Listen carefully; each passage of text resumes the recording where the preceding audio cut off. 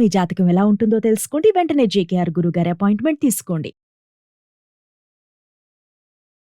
నమస్కారం అమ్మా. నమస్తే అమ్మా. మనం చాలా సార్లు మన చుట్టుపక్కల ఉన్న వ్యక్తులకి కానీ లేదంటే ఒక రిలేషన్షిప్ లో అయినా కానీ ఒక పర్సన్ కి చాలా విలువ ఇస్తాం. అవును. ఎవరేం చెప్పినా కూడా వాళ్ళ గురించి అసలు పట్టించుకోము. నమ్మం. అవును. మనము ఏమనుకుంటామో అదే వాళ్ళ దాన్నే పైన నమ్ముతాం. నమ్ముతూ ఉంటాం అన్నమాట. అవును. అవును. కానీ ఆ ఎదుటి పర్సన్ అంత విలువ ఇవ్వడు మనకి, అవును. పట్టించుకోడు కూడా అసలు. అంటే టేక్ ఇట్ ఫర్ గ్రాంటెడ్ అంటారు కదా, అలా తీసేసుకుంటారు. మనకి విలువ ఇవ్వని పర్సన్ నుంచి మనం దూరంగా ఉండాలి అంటే ఎలా అసలు? అంటే మనకి తెలిసి కూడా కొన్నిసార్లు ఆ బిహేవియర్ చూపిలేం, విలువ ఇవ్వట్లేదు అని తెలిసి కూడా దూరం అవ్వం. ఇది చాలా సందర్భాల్లో జనరల్ గా ఏం జరుగుతుందంటే, మనం ఒక వ్యక్తిని అంటే ఒక ఫ్రెండ్ కావచ్చు, బంధువు కావచ్చు, ఎవరు కావచ్చు, విపరీతంగా ఇష్టపడతాం. వాళ్ళలో ఏవో కొన్ని నచ్చిన అంశాలు ఉండొచ్చు, విపరీతంగా ఇష్టపడతాం. కానీ వాళ్ళకి మన పట్ల అంత ఉండదు. ఇష్టం ఉండదు. ఇప్పుడు నేనే ఉన్నాను, నాకు మా స్కూల్లో ఫ్రెండ్స్ ఉన్నారు నేను ఉద్యోగం చేసిన రోజుల్లో. చాలా ఫ్రెండ్లీగా ఉండేదాన్ని. రిటైర్ అయిపోయిన తర్వాత కూడా ఎలా ఉన్నారని అప్పుడప్పుడు ఫోన్ చేస్తూ ఉంటాను నేను. అంటే ఒక ఫ్రెండ్ అనే ఉద్దేశంతో. వాళ్ళు నాకు ఎప్పుడూ ఫోన్ చేయరు. నేను అడిగాను అనుకో, నేను 4 సార్లు చేస్తాను, ఒక్కసారి కూడా ఫోన్ చేయమేంటి అని అడిగాను అనుకో, మీరు బిజీగా ఉంటారని అని చెప్తారు జవాబు. ఎందుకంటే మీరు స్టూడియోలో బిజీగా ఉంటారు కదా, మీరు తోడు నీడతో బిజీగా ఉంటారు కదా. It is nothing but escapism అంటాను నేను. ఎందుకంటే మీరు తప్పించుకోవడానికి చెప్తున్నారు. అసలు నువ్వు ప్రయత్నం చేస్తే కదా నేను బిజీగా ఉన్నాను, నువ్వు ఎలా అనుకున్నావు? నువ్వు ఫోన్ చేస్తే నేను ఎత్తకపోతే నీకు ₹1 ఖర్చు లేదు. నేను అందరికి ఇదే చెప్తా. నువ్వు ఫోన్ చేస్తే కదా, కనీసం మిస్డ్ కాల్ చూసుకుని నేను కాల్ బ్యాక్ చేస్తానమ్మా, నువ్వు ఆ ప్రయత్నం ఎందుకు చేయలేదు?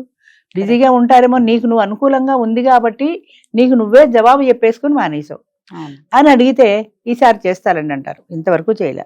కొన్నాళ్ళకి నాకు కూడా జ్ఞానోదయం అవుతుంది. నేనంటే ఇంట్రెస్ట్ ఉంటే తప్పనిసరిగా ఒక్కసారైనా ఫోన్ చేస్తారు. ఒక్కసారి కూడా ఫోన్ చేయని వాళ్ళ కోసం నేను ఎందుకు బాధపడాలి అని గ్రాడ్యువల్ గా నేను కూడా తగ్గించేస్తాను. ఇలా తగ్గించిన ఫ్రెండ్స్ నాకు ఇంతమంది ఉన్నారు. ఇంతమంది, ఒకళ్ళిద్దరు కాదు, ఎంతో మంది. అంటే వాళ్ళకి అది నేను బిజీగా ఉన్నాను ఒక ఫీలింగ్ కాదు. నేనేమనుకుంటానంటే వాళ్ళకి నా పట్ల ఇంట్రెస్ట్ లేదు, నాకు ఉంది కాబట్టి నేను ఫోన్ చేస్తున్నా. వాళ్ళకి ఇంట్రెస్ట్ ఉంటే వాళ్ళు కూడా చేస్తారు కదా. సో నా పట్ల ఇంట్రెస్ట్ లేని వాళ్ళ మీద నేనెందుకు ఇంట్రెస్ట్ చూపించాలి, నేనెందుకు ఆత్మీయంగా ఉండాలి, నేనెందుకు స్నేహంగా ఉండాలి నన్ను నేను ప్రశ్నించుకొని, అది కొంచెం కష్టమైనా నేను కూడా గ్రాడ్యువల్గా తగ్గించుకోవాలి. ఎవరైనా అంతే, మనం విపరీతమైన ఇష్టంతో ఉంటాం అవతల వాళ్ళ మీద, కానీ వాళ్ళకి అసలు మనం అంటే లక్ష్యమే లేదు. మన పట్ల ఇప్పుడు ఇద్దరు వ్యక్తులు ఉన్నప్పుడు ఒక వ్యక్తి రెండో వ్యక్తిని ఇష్టపడినప్పుడు ఆ వ్యక్తి కూడా అంతో ఇంతో ఈ పట్ల ఇష్టం ఉండాలి. ఇష్టం లేని వ్యక్తితో నువ్వు ఎన్నాళ్ళు స్నేహం చేస్తావు, ఇష్టం లేని వ్యక్తితో నువ్వు ఎన్నాళ్ళు మాట్లాడతావు? ఏదో ఒక రోజు నీకు కూడా అనిపిస్తుంది. అది తెలివైన వాళ్ళైతే ఆ ఎమోషనల్ రిలేషన్ పెంచుకోకుండా ముందే తగ్గించుకుంటారు. 2-4 సార్లు మాట్లాడిన తర్వాత వాళ్ళ హావభావాలు, వాళ్ళ మాట తీరు నీకు అర్థమైపోతుంది కదా, వాళ్ళు నీ పట్ల ఎంత ఆత్మీయంగా ఉన్నారు. అది నీ పట్ల ఆత్మీయంగా లేని వ్యక్తుల పట్ల నువ్వు ఎందుకు పెంచుకోవాలి? నువ్వే తగ్గించేసుకుంటే పోతుంది కదా. గ్రాడ్యువల్ గా తగ్గించేసుకో. నా పట్ల ఇష్టం లేని వాళ్ళ పట్ల నాకు కూడా ఇష్టం లేదు అని ఒక డెసిషన్ తీసుకో. నా పట్ల ఇష్టం ఉంటే నేను మాట్లాడతాను, నా పట్ల ఇష్టం లేని వాళ్ళతో నేను ఎందుకు మాట్లాడాలి? అయినా కొంతమంది ఇంత తొందరగా డెసిషన్ తీసుకోలేకపోతున్నారు. వాళ్ళ బలహీనత. మీరున్నది ఉండండి, నేను ఉండేది ఉంటాను అంటారు కొంతమంది. అదే బలహీనత అంటున్నా. మన మనస్సుని మనం జవాబు చెప్పుకోలేకపోవటమే పెద్ద బలహీనత. అది నువ్వంటే ఇప్పుడు ఈ చేతికి ఆ చేయి ఎంత దూరం ఉందో ఆ చేతికి ఈ చెయ్యి అంతే దూరం అని ఒక సామెత ఉంది. ఈ చేతికి ఈ చెయ్యి ఎంత దూరం ఉందో ఆ చేతికి ఈ చెయ్యి కూడా సేమ్ డిస్టెన్స్ ఉంటుంది, అంతే కదా. అలాంటప్పుడు నువ్వు ఎంతసేపటికి వెళ్ళి వాళ్ళతో ఇలాగ చప్పట్లు కొడతావు? రెండో చెయ్యి కూడా రావాలి, కలిస్తే కదా చప్పట్లు రావాలి. అంచేత ఒక్క చెయ్యి ఇలా అనుకుంటూ ఉంటే నేనే వెళ్ళి కొట్టినా సౌండ్ వస్తుంది కదా అనుకుంటే పేరు. వాళ్ళు కూడా ఇలా రెండు కలిసినప్పుడు చప్పట్లు తేలిక వస్తాయి. అంచేత ఎప్పుడు కూడా మనిషి మనం గుర్తుపెట్టుకోవాల్సింది ఏంటంటే, నా పట్ల ఇంట్రెస్ట్ లేని వ్యక్తి పట్ల నాకు కూడా ఇంట్రెస్ట్ లేదు, నేను అట్టే పెట్టుకోవాల్సిన అవసరం నాకు లేదు అని అనుకోవాలి. మీరు బిజీగా ఉన్నారు కదా అని చేయలే, మీరు ఎప్పుడు బిజీగా ఉంటారు కదా, మళ్ళీ ఇదొక సెటైరు, మీరు ఎప్పుడు షూటింగ్లో బిజీగా ఉంటారు కదా, మీరు ఎప్పుడు తోడు నెడతావు. నేను బిజీగా ఉన్నాను నువ్వెందుకు అనుకుంటావు, నువ్వెందుకు చేసి అసలు నువ్వు ప్రయత్నం ఎప్పుడు చేసావు? దాని జవాబు ఉండదు. ఎంతసేపు ఇదే చెప్తారు అంతే. ఎంతమందితో మాట్లాడు ఇదే రిలేషన్. అప్పుడు నాకు కూడా జ్ఞానోదయం అయిన తర్వాత అవసరమైతే వాళ్ళే ఫోన్ చేస్తారు, అవసరం లేని వాళ్ళతో ఫోన్ చేయాల్సిన అవసరం నాకు కూడా లేదు అని నేను కూడా తగ్గించుకోవడం మొదలెట్టా. అలా తగ్గిపోయిన ఫ్రెండ్స్ చాలా మంది ఉన్నారు. మరి ఒక్కొక్కసారి బాధ అనిపిస్తుంది, ఇంత స్నేహంగా ఉండేవాళ్ళు ఒక్కసారిగా ఎలా మర్చిపోయారు, ఎలా మానేశారు. ఎంత చెప్పినా వాళ్ళు ఇదే చెప్తారు, ఇంత బిజీగా ఉన్నావు, కిందసారి నువ్వు ఇంత ఎక్స్ప్లెనేషన్ ఇచ్చినా మళ్ళీ నువ్వు బిజీగా ఉంటావు కదా అని చేయలేదంటారు అంతే. అంచేత వాళ్ళకి ప్రధానంగా ఏంటంటే వాళ్ళు ఫోన్లు చేసుకుంటూ ఉంటారు, వాళ్ళకి బోల్డు ఫోన్ బిల్లు వస్తాయి. అందులో అంటే వాళ్ళ ముఖ్యమైన వాళ్ళల్లో నువ్వు లేవు అన్న విషయాన్ని నువ్వు గుర్తు తెలుసుకోవాలి. వాళ్ళ ప్రయారిటీ లిస్ట్ లో నువ్వు లేవు. Yes, ఉంటే ముందో వెనుకో ఏదో ఒకసారి అమ్మో చాలా రోజులైంది ఫోన్ చేసి ఎలా ఉందో అని చేస్తారు. అవును. అంటే వాళ్ళ ప్రయారిటీ లిస్ట్ లో లేవు. వాళ్ళ ప్రయారిటీలో నువ్వు లేనప్పుడు ఇంకెందుకు వాళ్ళ కోసం నువ్వు తాపత్రయపడాలి? అవును. నీ పట్ల కూడా వాళ్ళకి ఆ స్నేహబంధం ఉండాలి కదా. అది లేని వాళ్ళ గురించి మనం ఎందుకు ఆలోచించాలి అన్న పరిజ్ఞానం మనకు రావాలి, వాళ్ళకి కాదు. చూసావా నాకు ఫోన్ చేయలేదు అనే ఎక్స్పెక్టేషన్ ఎందుకు పెట్టుకోవాలి వాళ్ళ మీద? అవును, అవును, అవును. వాళ్ళు నీ పట్ల వాళ్ళు స్నేహంగా లేనప్పుడు, ఇప్పుడు మనం 4 సార్లు చేసేసి నేను 4 సార్లు చేశాను ఒక్కసారి చేయలేదని బాధపడటం అనేది పడడం మన ఎందుకు? అవివేకం, మన అవును. అవివేకం.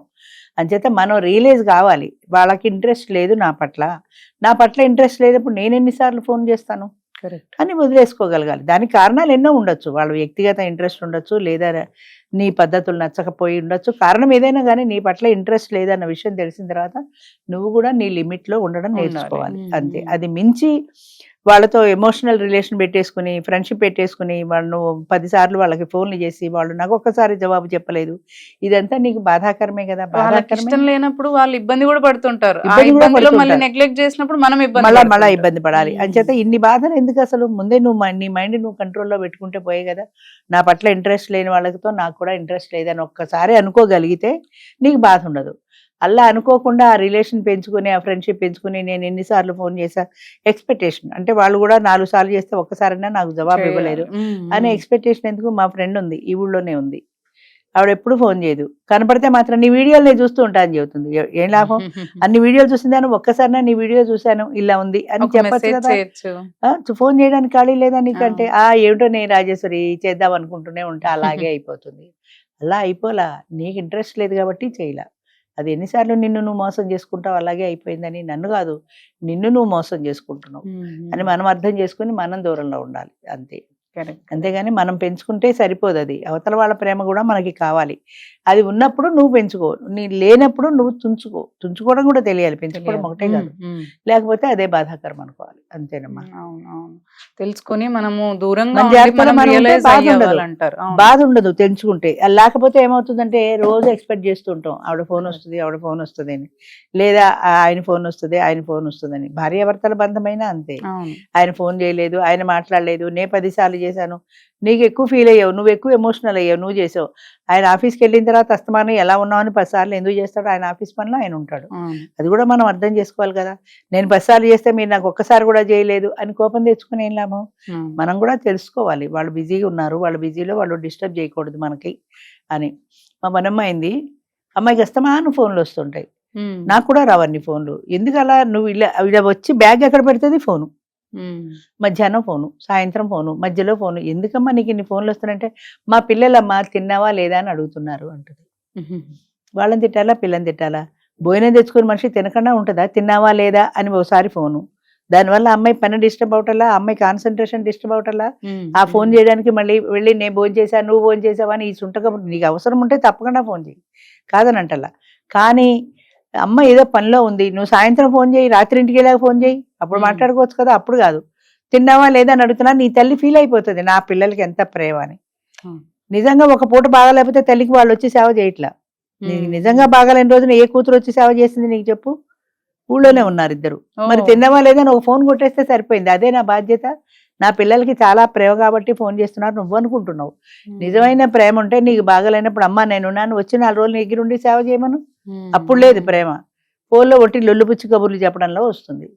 అంచేత ఇవన్నీ హంబక్కమ్మ. అది మనం తెలుసుకోగలగాలి, అంతే. మనం తెలుసుకొని మనం కంట్రోల్ పెట్టుకుంటే ఈ బాధలు ఉండవు ముఖ్యంగా. Thank you. Thank you.